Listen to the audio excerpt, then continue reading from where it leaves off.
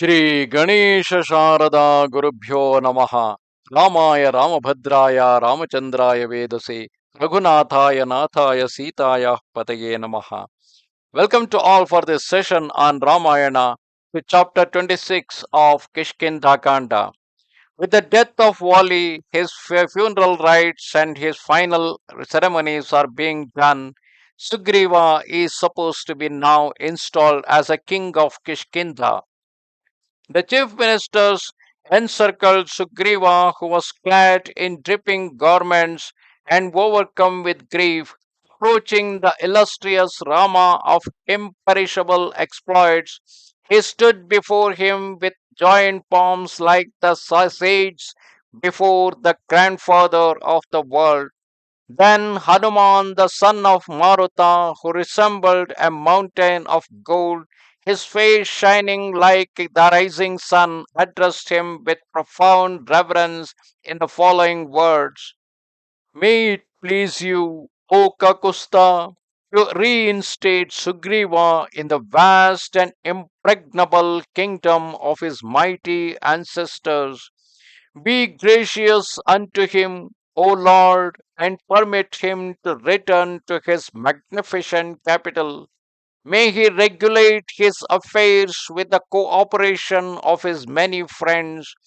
After the purificatory bath of perfumes and aromatic herbs of every kind, he will pay you homage and bestow gifts and garlands and precious gems, scents and herbs on you.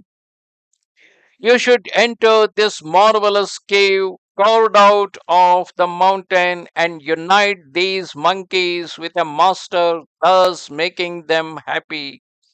During the Hanuman's words, Rama, the destroyer of hostile warriors, answered him with wisdom and eloquence, saying, Most beloved Hanuman, in accordance with the behests of my father, I may not enter a village or city for 14 years.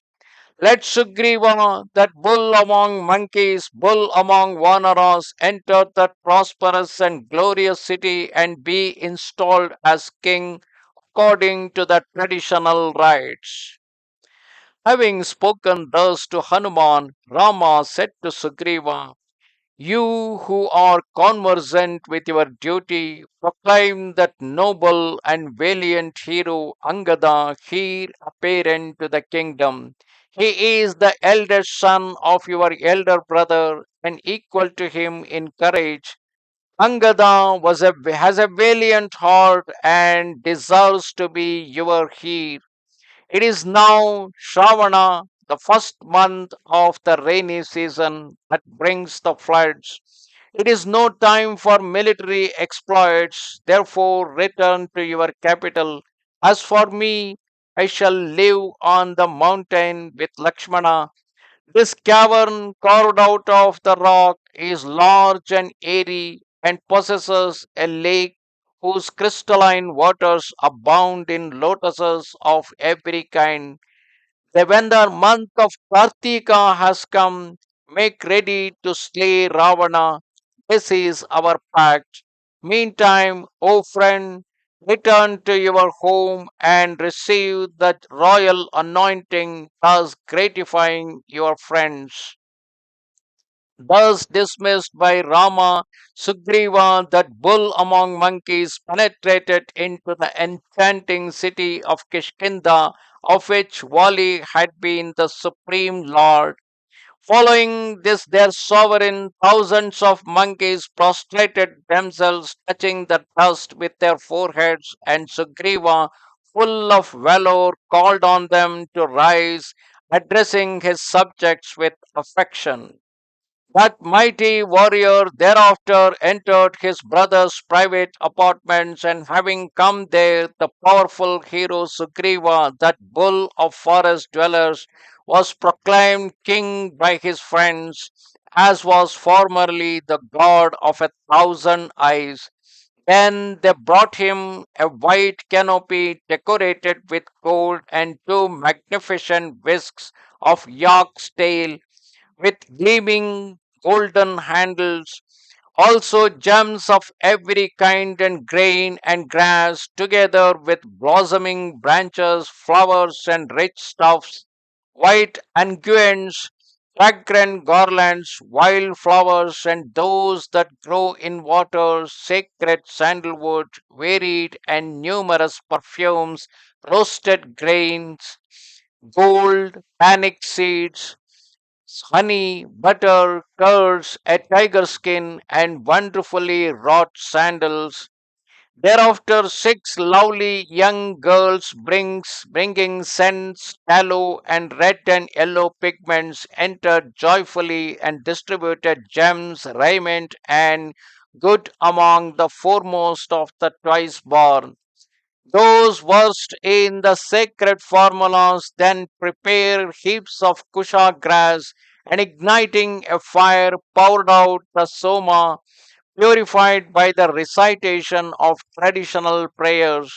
Then Sugriva, seated on a gorgeous golden based throne covered with rich draperies and a magnificent three-tiered baldaquin decorated with marvelous garlands facing the east, was enthroned.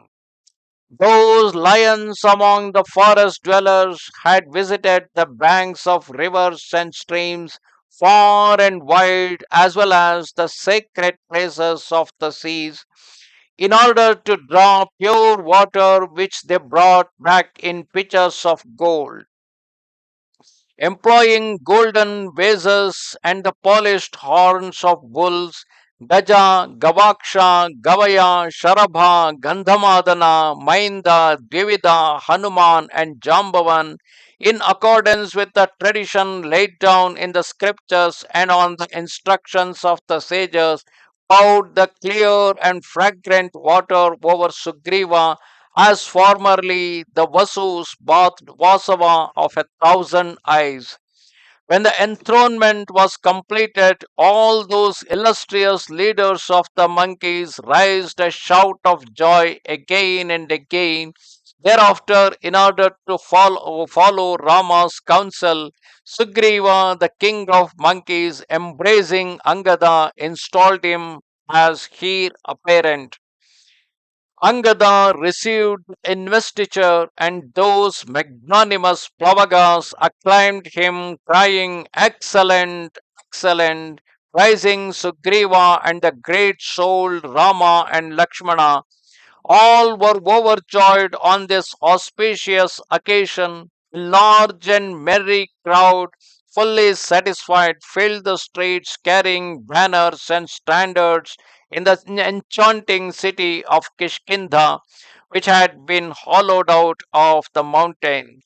Having informed the illustrious Rama of the great coronation ceremony and being reunited with his consort Ruma, the heroic leader of the monkey army, possession of his kingdom like the chief of the immortals. Thus ended chapter 26 of Kishkindha Kanda in Ramayana. Namaste Sharada Devi, Kashmira Puramasini, Twamaham Prarthaye Nityam, Vidya Danancha Dehime.